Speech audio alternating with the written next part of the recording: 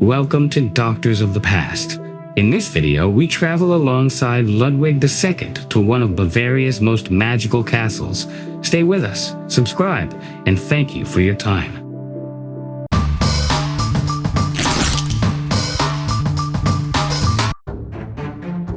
Neuschwanstein Castle was born from Ludwig II's profound fascination with Teutonic legends and the operatic works of his protege, Richard Wagner. Conceived as a tribute to the Germanic sublime, the building draws inspiration from historical models like the Château de Pierrefonds in France and Wartburg Castle in Eisenach, particularly its minstrels' hall.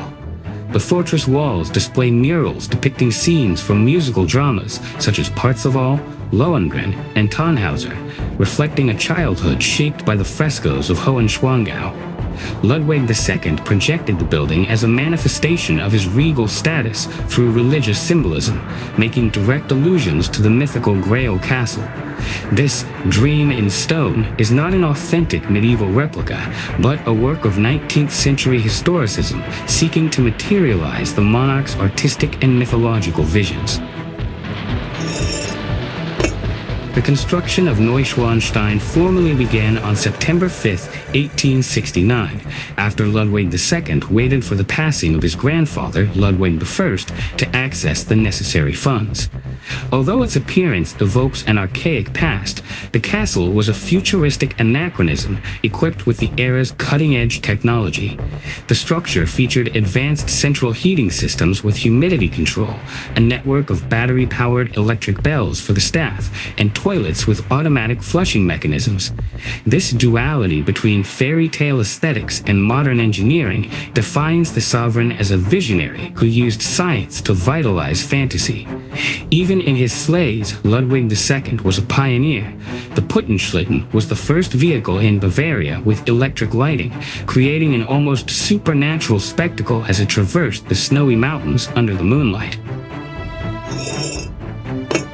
For Ludwig II, nicknamed the Moon King, his castles operated as refuges against the tyranny of daily life and the loss of royal sovereignty following Bavaria's subordination to the German Empire in 1871.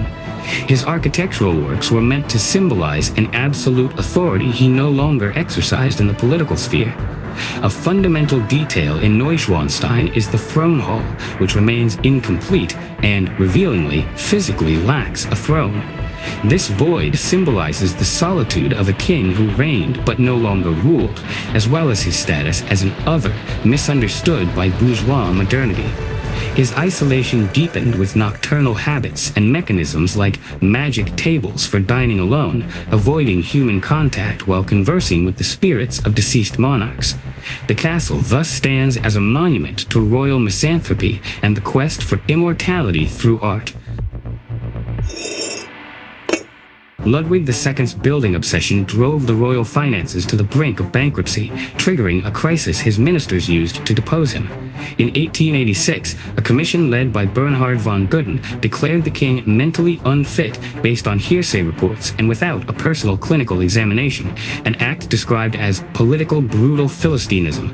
The monarch was arrested at Neuschwanstein in June 1886. Before leaving, he walked through the rooms to bid farewell to what he called the child of my sorrows.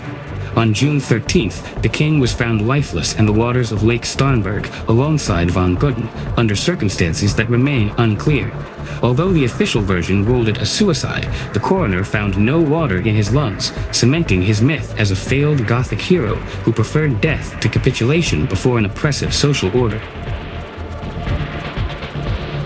That concludes today's dose. If you enjoyed it, search our channel for more tablets. Next week, we will face the wrath of the gods.